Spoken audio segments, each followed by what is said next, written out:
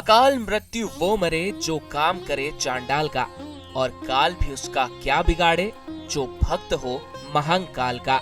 जी हाँ, विश्व प्रसिद्ध 12 ज्योतिर्लिंगों में से एक बाबा महाकाल की शरण में जो भी जाता है, काल भी उसका कुछ नहीं बिगाड़ पाता। अवंतिका, अवंतिकापुरी, कनकश्रृंगा, उज्जैनी जैसे और भी कई नाम पुराणों में दिए गए हैं। देश भर के 12 ज्योतिर्लिंगों में महाकालेश्वर ज्योतिर्लिंग की इस नगरी का अपना एक अलग महत्व है, क्योंकि यहाँ बाबा महाकाल को तांत्रिक क्रिया अनुसार दक्षिण मुखी पूजा प्राप्त है और विश्व भर में बाबा ही दक्षिण मुख में विराजमान है।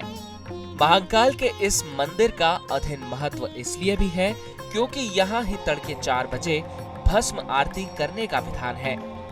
भगवान शिव का निवास शमशान में रहा है और एक श्लोक आता है चिता भस्मालेप।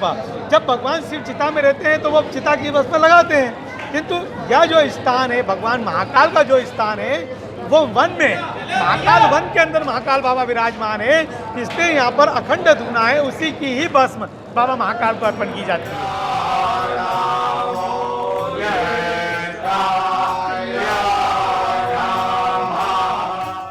भस्म आरती का एक और नाम मंगला आरती भी दिया गया है। मंगला आरती में बाबा हर रोज निराकार से साकार रूप धारण करते हैं। बाबा भस्म को संसार को नाशवान होने का संदेश देने के लिए लगाते हैं। नाशवान का संदेश देने के लिए बाबा ताजी भस्म शरीर पर धारण करते हैं। गाय के गोबर का जो उबला होता है उसकी भस्म बाबा को अर्पण की जाती है।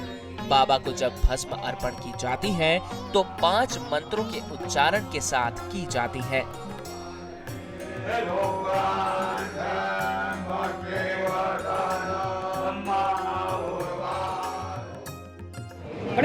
क्या कुछ विधान है जो भस्मी चढ़ती है उसको लेकर, और पुरानी परंपरा भी शायद संभवतः ये कहती है कि किसी समय मुर्दे की कोई राख आती थी और उस समय होती थी, क्या कुछ अब होता है? नहीं, देखिए भगवान महाकाल की जो भस्म आरती है उसका एक और नाम है मंगला आरती। भस्म आरती का मतलब होता है भगवान शिव निराकार से साकार रूप धारण करना।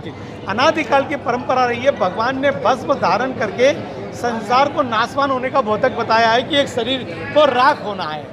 इसलिए भगवान महादेव के ऊपर गाय के गोबर का जो उबला होता है, कंडा होता है, उसकी भस्म भी बनाई जाती है और वही बाबा पे अर्पण की जाती है और वो 5 मंत्रों के द्वारा अर्पित की जाती है। जो 5 जो मंत्र हैं वो हमारे शरीर के 5 तत्व हैं जिससे हमारा शरीर चलता है। उन 5 तत्वों के मंत्रों के माध्यम से भगवान को भस्म अर्पण की जाती है और जब वो अर्पण हो जाती है तो वो भस्म इतनी पावरफुल हो जाती है कि जिससे मृत्यु पर भी विजय प्राप्त किया जा सकता है। इसलिए उसको भस्म महाभस्म किया, जब तक वो चढ़ती नहीं रहती, जब तक वो राख रहती है और जब भगवान पे अर्पण हो जाती है तो वो प्रसाद बन जाती है, भस्म बन जाती है।